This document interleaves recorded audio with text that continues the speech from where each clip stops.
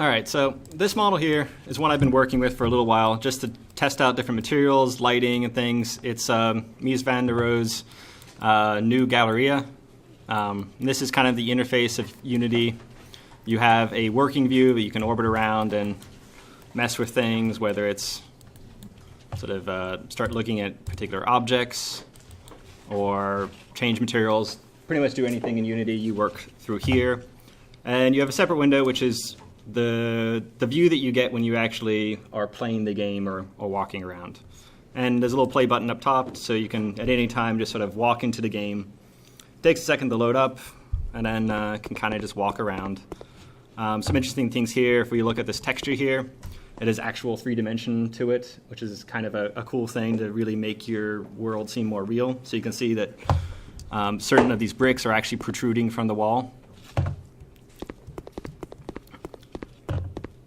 So if we look inside the gallery, I have a giant glowing sphere in here. And this is actually casting light that's affecting other things. So you can see that it's orange, and if you look at the ground, it's picking up all this orange light. It's part of global illumination where everything is affecting everything else. So this light is being reflected around and is reflecting off many surfaces. The ceiling's pretty chaotic, so it gets all this kind of crazy look to it because it has all these different baffles going on. But it can make for a very realistic and interesting sort of lighting. And one of the great things about working in a real-time engine like this is, so if I were building up my lighting right now and I decide, actually, I'm going to bring my camera closer. So actually, I kind of want this light to be a little different. I can pretty quickly, if I select the right thing, come in here and start changing things. And you get real quick sort of changes, updating very sort of immediately. And that's because a lot of the calculations for this have already been done. So it knows where the light's going to go based on these objects. So changing the amount of light or changing the color of light doesn't really cost it anything. It's already figured out how all these objects relate to each other. So you have a lot of control later on to completely change the way that interior feels. So I'm actually going to close this project out. So one of the goals for this little session is I'm going to just start a new project in Unity, and I'm going to import geometry from Rhino and SketchUp. I was originally planning on doing 3ds Max as well, but Craig, who couldn't be here today, is far better at 3ds Max, so I'll let him describe that process in a later workshop session. But SketchUp is a great place to get assets like cars, trees, everything, as I'm sure many of you know. So it's a good one to sort of know the process to get into Unity. And then Rhino, at least for many of us architects, we work in that primarily oftentimes. So the process of getting your model into Unity to be able to walk around is actually quite quick. So I think starting from scratch, we should be able to, by the end of this session, within like a half hour, be running around your model kind of like this, with less materials and less lighting, obviously. But it can be really useful as a tool to get inside of your building or get inside of your designs or see how things are working very quickly from sort of a very first-person point of view. Unity actually does also work very well with Oculus Rifts and VR support. I'm not showing that today, and I have it set up, but it just figured try to keep today simple. It's actually extremely simple to add on. You'd simply just kind of drag in a component you get from Oculus's website, and that's pretty much it. You can then walk around with an Oculus Rift. It's pretty cool. So I'm going to close out of this guy. And then just a quick little example. This is a very quick and dirty. I was trying to look at one of my iterations for a design.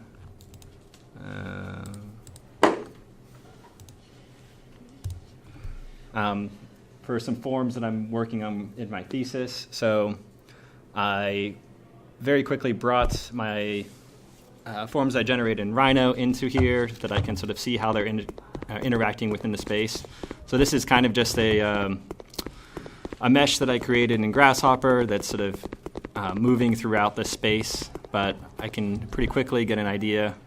Also, you can give yourself superpowers like jumping incredibly high. It is a video game after all, and see how this sort of what I can learn from actually being up here, the views I'm getting, and as well as the sort of experience of being on the underside and what it's kind of creating. So I've been using this tool a lot for just seeing what I've been doing and getting a very different experience than just viewing your work that you do in a modeler. So this has almost no work on it. This is pretty much just dropping in using default settings, and I put a color on the sort of surface that's moving around. And I think I very quickly put some kind of weird texture on here, as you can see, that doesn't look very good at all. But this is just an example of what you can do very quickly. So I'm going to start with a Rhino project. This is actually the same thing that I was showing you earlier. I added a few other things to show you exactly what you have to do to make this work for you. So this project is actually already set up pretty well for the needs that of Unity. Unity wants mesh geometry. Rhino's native language is using NURBS, which is a very different sort of geometry than meshes. So everything you bring into Unity, you have to first mesh it. There's various ways of doing that. Majority of this model, I've already actually done so. And actually, this was something I got online. That was a SketchUp model that I brought into Rhino. So all of these are meshed. They're mesh surfaces. Ideally, you want to have sort of minimal amount of polys defining your mesh. This will make your applications run faster and just have less cost so that when you're actually playing the game or walking around, it can run as smooth as possible. There are times where you want to actually have a denser mesh, specifically if you're doing things like what's called tessellation, when you actually make those three-dimensional textures. Having a denser mesh can be very beneficial, but for what we're doing, 90% of the time you want sort of as clean and as sort of a minimal geometry as possible. So I have in here a few things that are still, this is a closed poly surface. One thing that's very important to keep in mind is when you import into Unity, you can set it up to sort of maintain your layer structure, and it makes things very easy later on when you want to start adding materials, because you add materials by your layer structure. So the way I've set this up is everything that I want to be a different material is on its own layer, and they're all together. So like all the glass is on a layer called glass. That's grass. Glass is right below it. So I can turn it off, turn it on. You can see everything is on the same layer. That's very important. So everything here is meshed appropriately except for these few objects. There's a couple ways of meshing in Rhino, but I found the easiest one and the one that requires the least amount of effort is the command extract render mesh, that one there. Essentially, NURBS objects are not actually viewable because NURBS are defined by curves. So this curve that you see here on this object would actually have an infinite number of sides because it's a calculated curve. So Rhino can't actually display an infinite number of sides at once. So it actually displays everything as a mesh and just kind of makes you think it's a NURB. So all the while, underneath Rhino, it actually has a mesh here that we're actually viewing. So extract render mesh just uses those that Rhino uses to display to you and just makes them available to you. But the great thing about them is they're very efficient because Rhino is already trying to make it as efficient as possible because it doesn't want you to have to slow down orbiting around your model in order to see what's happening. So you just type that command in, and usually as a good rule of thumb, whenever I start to make a Rhino model for this purpose, I always save as a new model and put _ Unity or something or export, because I'm going to just go in and delete everything that's not a mesh so that I don't have anything that could possibly be a problem later on. So I'm actually just going to select everything that's not a mesh and perform the same command and delete. So everything is now a mesh. If we look at this guy here, that's how it decided to subdivide. These spheres, which are usually a little bit more problematic because they're constantly changing surface, that should work pretty well. It's pretty dense mesh, but it'll be okay for what we need. So once we have this, it's always good to do things like purge command. Oops. And just make sure there's nothing that you don't see. Make sure all of your layers are on. I often will just using the selection tool, selection filter, just do a Command A and see if anything is selected. Nothing was because I have meshes unselected. I just want to make sure there's nothing in this project other than the meshes that I want for my Unity project. Once I have that, I'm just going to turn my mesh selection back on, select everything, and export selected, and go to OBJ.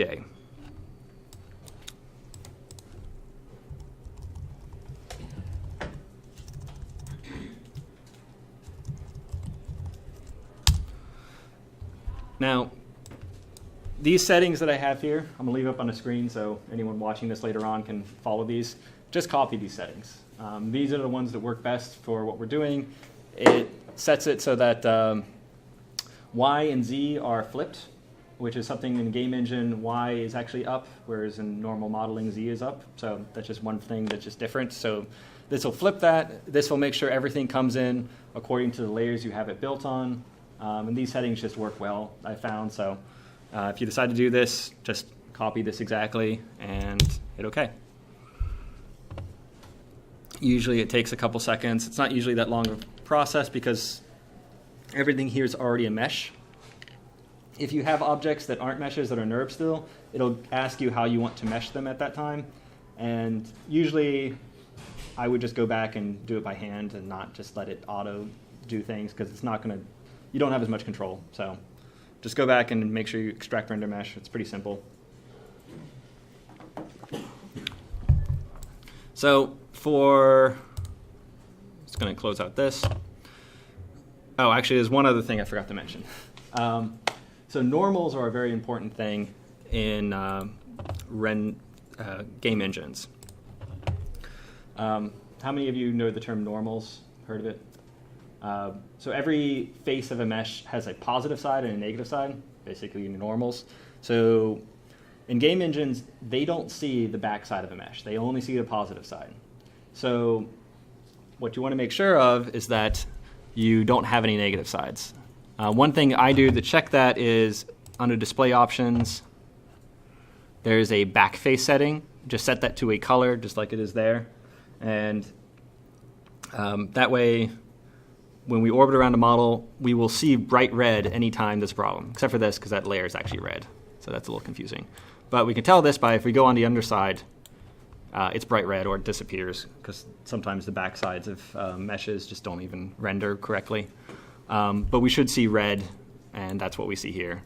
If we're looking through our model and we see any red, the glass is an exception because as a transparent material, it's not going to matter. But we shouldn't have any other red throughout here. So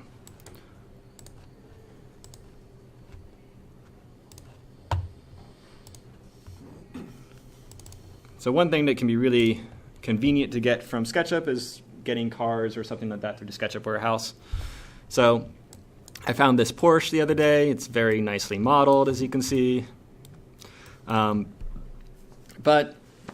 there's a few ways we can bring this into Unity. We could just directly export this as an FBX and bring that straight into Unity.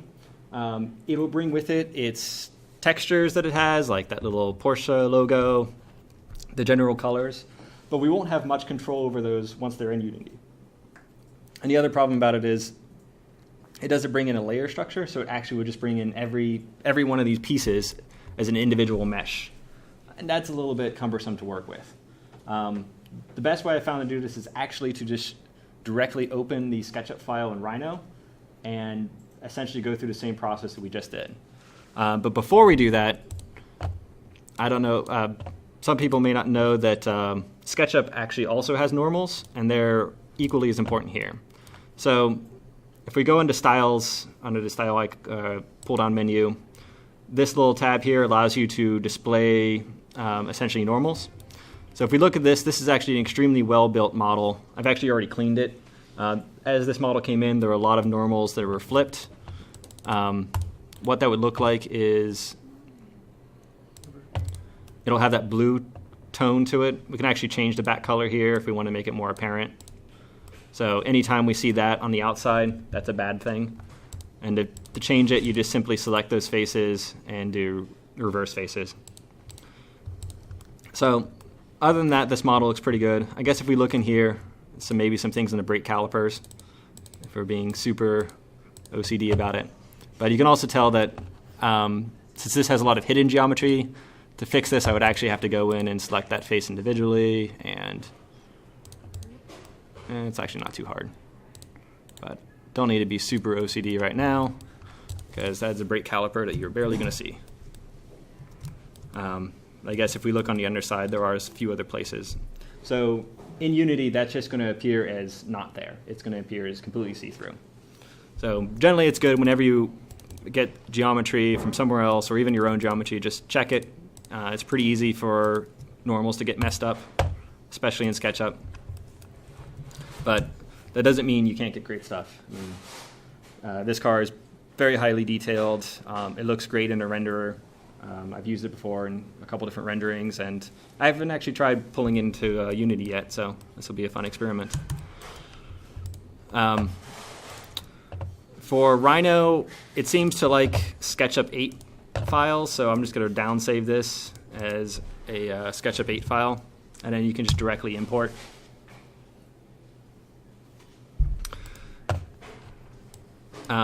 It will kind of bring in the layer structure, so I have this set up that the exterior of the car is mostly, not entirely, but mostly on a exterior layer.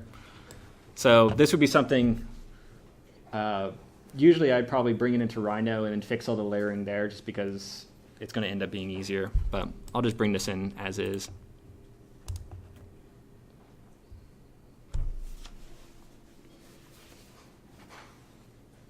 Anybody have any questions? Also, throw out questions anytime you have any, or if you need me to slow down or go over something again while this is opening up.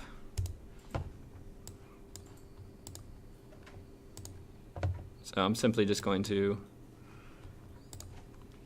import my little Porsche. Default settings are probably fine. And there it is.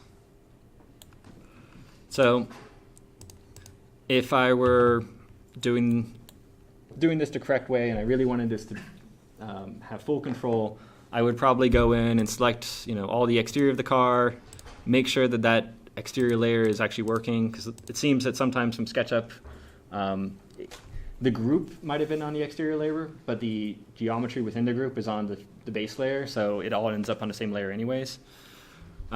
So maybe I would probably go in and select all these things and apply them to that layer. But for this demonstration, just know that's what you should do, and I'm going to kind of skip that step to save time. But same process. It's already all a mesh, so we're just going to do export selected, OBJ,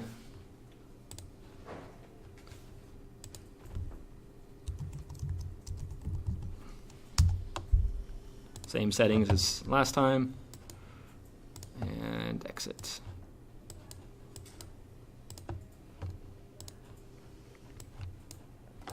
So now Unity.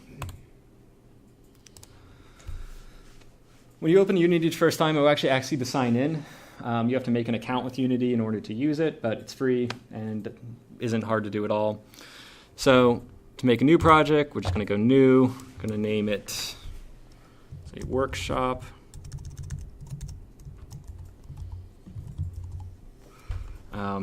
Pick where you want to have it be stored.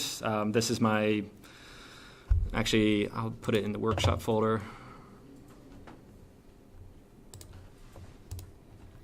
Just because that's where I have everything else. For this purpose, make sure you have it set to 3D. You can do 2D projects, but those are exactly what they sound like. They're 2D project. So those are going to be very different process. Although much of what you do in Unity is actually quite similar, using cameras, lighting effects, and shaders is quite similar between 2D and 3D. However, this project is obviously 3D.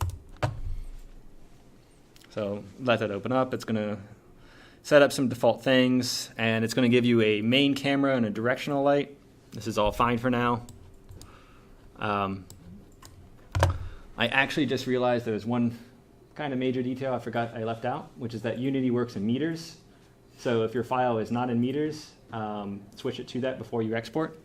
So I suspect I will have to go back through and re-export those things for them to be at the same scale. I think the SketchUp model was at millimeters, and I don't know what the Mies van der Rohe Galleria was at, but we'll see. I'll just try importing them. So this is your sort of default Unity setup. There's a few things.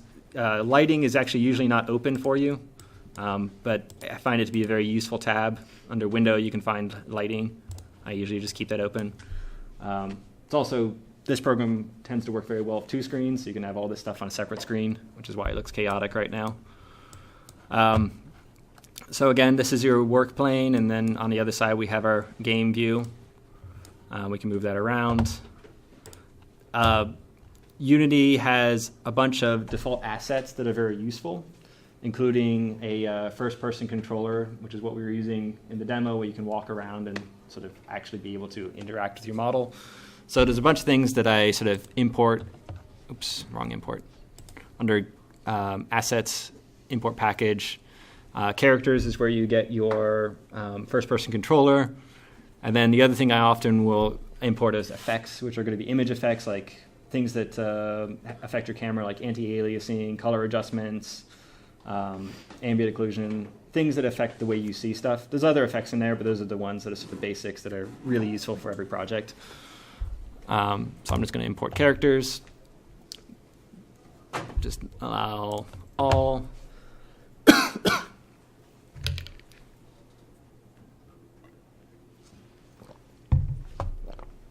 These usually take a few seconds. Some packages are a lot larger than others. There's also an asset store where you can buy a whole bunch of other stuff that can make your game. You could buy pre-made full first-person shooter games that you just simply insert into your building or your design, if you're so interested in doing that. But you can also buy things like shaders that are pre-made, so your materials look great, or sky maps, which will allow you to put a sky in there and have light cast in, trees, vegetation, anything you can think of, someone has built and is in the asset store. Most cost money, but most aren't terribly expensive. I've bought a few things at this point, and they've all been pretty worthwhile. So down here we have our project folder at the bottom, and this is where we just imported some standard assets, so those are there, and then a couple other things. I'm just going to quickly import effects. I think these are a little quicker than standard assets. Yep. So all that stuff is going to be managed in your assets folder down here. You'll have everything that you build, everything that you create ends up in this folder. And it's an actual file structure you have on your computer that you can navigate to just in Windows, but it's built into Unity as well. So that's in. So now I'm just going to import the things that I built, which you can just sort of drag them in directly, which was, where did I save that to? Huh.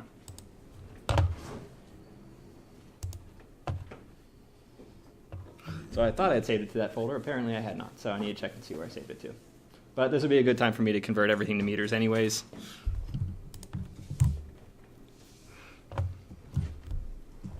To change units, you just type in units. It'll tell you this project's already in meters, so that's fine. I'm just going to see where the export was sent to.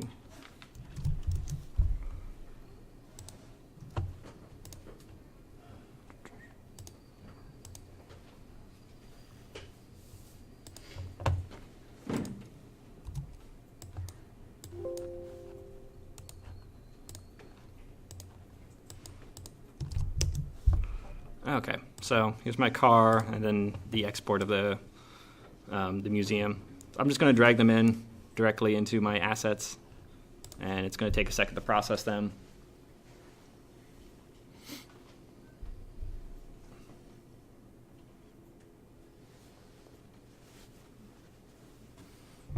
Hopefully not too long.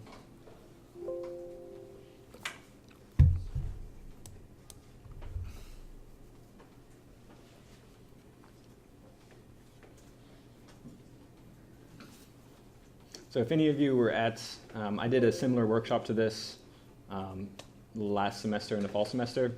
This is somewhat of a repeat. I figured a lot of people are coming back from co-op who may not have been able to come.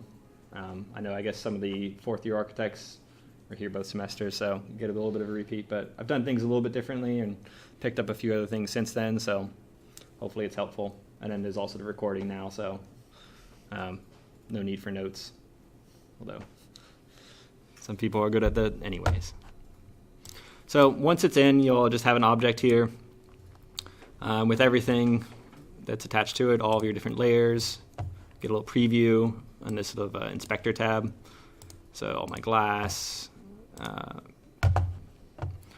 What I'm going to do is just get this larger folder here and just drag it up to this, which is basically your project folder. Everything in here actually exists. So that is now in Unity. So we're going to need, I'm just going to hide a bunch of things. This default camera that's in here is just a still camera and has no ability to move or anything. So we need to import a camera. But we imported characters, those character assets, and within there we have a first-person controller and something called prefabs. Prefabs are basically just a bunch of stuff built in Unity, put together, scripts, objects and things. They can take a variety of shapes, but a prefab is just a pre-built thing. And in there we have something called first-person controller or FPS controller. It's going to drag that in and delete our main camera. So we now have this camera, which is over here somewhere, floating up in the sky. Bring it back down to ground. So if I start playing right now, if I hit play, it doesn't know that the ground is a ground, so I'm just going to fall through it infinitely. So you can see, and I'm not going to die because I haven't set up any sort of like dying action, so I'm just going to continue falling forever. So what we need to do is actually tell Unity which meshes we're not allowed to go through. So if we open up this little export, and since we did everything so nicely by layers, we can select ground. Let's see, how about some walls? Water, can't walk through wood, can't walk through steel. Let's not walk through the spheres. Pretty much select anything you don't want to walk through. But be somewhat sort of careful about this, because every time you set things as not being able to walk through, you're actually adding more geometry to the scene, which does affect performance. But we're nowhere near any sort of limit right now, especially on a desktop. If you're building this for a mobile platform, your requirement's going to be a lot different than building for a desktop, which are significantly higher. But to make it sure that we don't move through things, we need to add a component. Once I have these things selected on the left here, I need to add some physics and what's called a mesh collider. And now we will stand on things. By default, you just have this sort of like character that bobs around. You can see the head bobs, kind of annoying. If you hold shift, you'll run. And there's a default sun in here that's casting some light. There's not much going on sort of advanced lighting wise right now. And there's a lot of things we can do to sort of make this a lot prettier. But these are really kind of the basics of getting a model so you can get inside of it. I think if we go indoors, oops, my indoor floor is not set to have any sort of collision. So that's what happens when you do that. What did I call that? Interior floor. So again, you just add a mesh collider. For things like the glass, To sort of quickly set it up, you have your inspector over here, which anything you select will give you all of your options with that object. And in this case, we opened up the shader, which is the standard shader. If we want to make this into something transparent, under rendering mode, we just set it to transparent. And then albedo is your essentially what would be diffuse in a normal renderer or a conventional renderer. It's your color and or texture. And when you set up diffuse, the A color down here will actually be how transparent it is. So if we just turn that down, maybe give it some color here, we'll have some glass. Not very smart glass or anything, but you can see inside of it, and it allows you to get inside of this object, or this building. So pretty quick to be able to sort of visualize what it's like to actually be in a space. Certainly not presentation quality yet, but you're inside of the space you've designed or have been working with. So I guess for the hell of it, we should try bringing in that car, although I think it's going to be microscopic. So we'll just see what happens. And I dragged that to the wrong place. So you see here the file structure is set up that I dragged it into my first-person prefabs. So I'm just going to put that into just the standard asset folder and drag that up in. Okay, so it's actually huge and looks to be missing some things. So I'd probably need to go in and figure out what it's missing and why that happened. But so that's the importance of getting things right. Oops, let's not squat the car.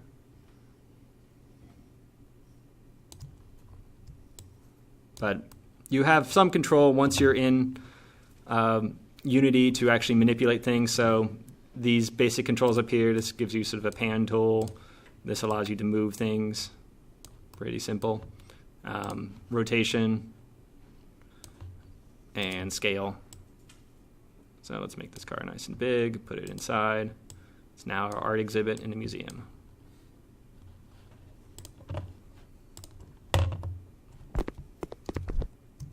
So obviously I need to go back and figure out what meshes didn't import or export, what went wrong here, but clearly some things went wrong. But I think with not too much work, I could get that car working pretty nicely, and it would probably look pretty good in this model. Yes? Can you change the sun? Yes. So the default sun in here is very easy to use and set up. So it's just this directional light here. So you can just sort of start to change its rotation here and really pick where you want it. And all that lighting is very immediate to update. So it's not necessarily, like suns don't really rotate like this, but yeah, you can put that wherever you want. When you are ready to sort of start adding to this, again, we're going to do a workshop in 2 weeks that'll get into really how to make materials and how to do lighting really sort of at a more advanced level. But some of the basics are any object that's not going to move, such as looks like these spheres here, which are broken into 2 parts, you can set as static. And what that allows it to do is it basically tells Unity, okay, this object isn't going to move, so go ahead and run all the calculations for how light is going to interact with that object ahead of time. And then basically your lighting is just going to look better. See if it makes a difference on these spheres. It may not do too much just because they look a little cleaner, I'd say. The shading is a bit more sort of smooth on it. Calculating statics is an important thing, but it can also be tremendously slow depending on how much you're doing at once. So if I were to do this roof here, which has got a lot going on, it's actually in 3 parts. There's a lot of surfaces, a lot of faces. If I click static, it's probably going to take half hour maybe to calculate. And with each object you add to it, to the list of objects that are static, it gets longer and longer because they're all calculating in comparison to each other. So that first model that I had opened up, all of them were calculated. I just set it to run overnight, came back in the morning, it was done. But it can really make things look really nice. Unity 5 has full real-time GI, so all the lighting, it isn't set up in this by default, but all the lighting can be set up so that light realistically acts the way it does in real life for the most part, which can really make your renderings feel much more realistic. Right now, there's just sort of ambient light being cast in here that's illuminating it, because the sun isn't actually going to be, right now, isn't bouncing light into the building, so all that would be in complete shadow. So I guess a couple other things. So if you're interested in affecting the way your camera looks, you can add what we called image effects, and that was the effects component that we loaded in the beginning. So there's a bunch of things in here like bloom and glow, which make everything glow and bloom. It's pretty cool. You have a lot of control over how intense this is, and it can really blow things out if you're so interested. A lot of these type of components are ones that you can get on the asset store to do a ton of different things. There's a asset that I highly recommend called SSAO Pro, which is Screen Space Ambient Occlusion. It provides ambient occlusion for your model and only does it within sort of the screen that you're currently viewing. So it's not actually rendering on the back of the model where you aren't actually looking. It only renders where you look. There's a default one in Unity, but it's just not nearly as clean looking as SSAO Pro, which you can get, and I think it's like $20 or something. Also, it seems that you can share these assets between models and between computers. So if one person gets it, it seems to work for multiple people. But there's a bunch of other things in here. You can set up like a toon texture, make everything look very toonish. Kind of looks kind of like that, actually. Where edges will now get a black line. There's a lot of things you can do very quickly.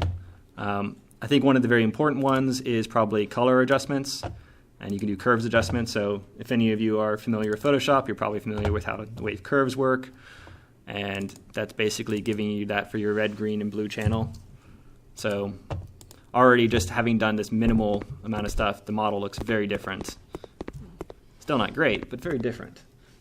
So there's a lot of control that you can get very quickly in that car.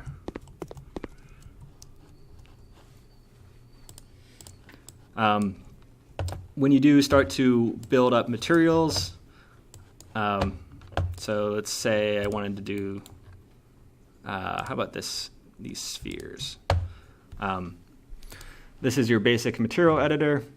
It works a little bit differently than, say, V-Ray or 3ds Max would. The names are slightly different, albedo instead of diffuse. You can adjust things via metallicness. So we can turn up the metallicness and make it more like a mirror, essentially. By default, it's actually not going to have reflections that are occurring within a scene. It's only going to reflect the sky. And I will show how to set up realistic reflections later on in the next, they're a little bit more complicated. They're not actually that hard to set up, but they take a little while. Question. Are Yes. you affecting just the objects that you selected, or are you affecting their layer right now? I'm affecting essentially these are layers, but they're objects on that layer. For some reason, sometimes when you import stuff, it'll split. Like this half of the sphere is different than this half of the sphere, but they're both named sphere mesh object part 0, mesh object part 1. So if I select those, I'm affecting all the meshes that are in that layer. So these things over here are being affected too.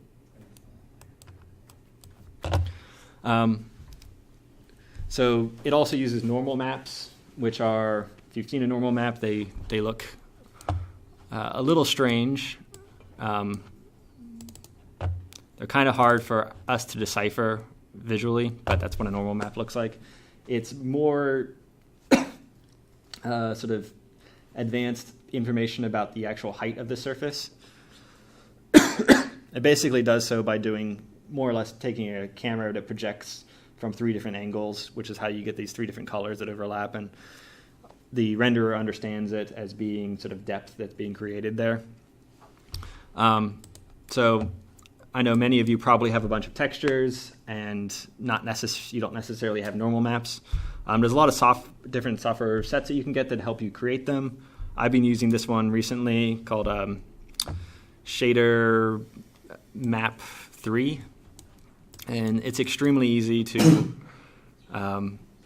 make textures very quickly. How about we just take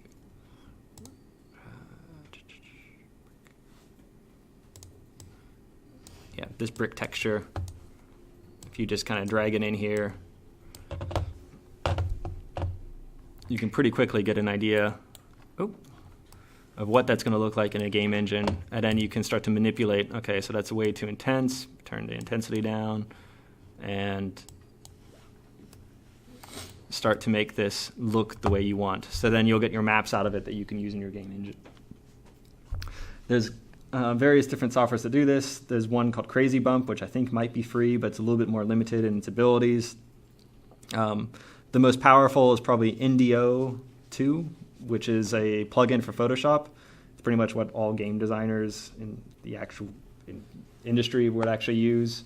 But it's kind of overkill unless you really want to have a lot of control and are making kind of your own custom maps. Kind of a cool thing here is you can also see what this would look like with actual tessellation. So you can see by default, like, it's not great, but we could play around with this for a little while and get that to actually look like bricks projecting from their grout. So it's pretty powerful. I think I'm going to stop the recording now.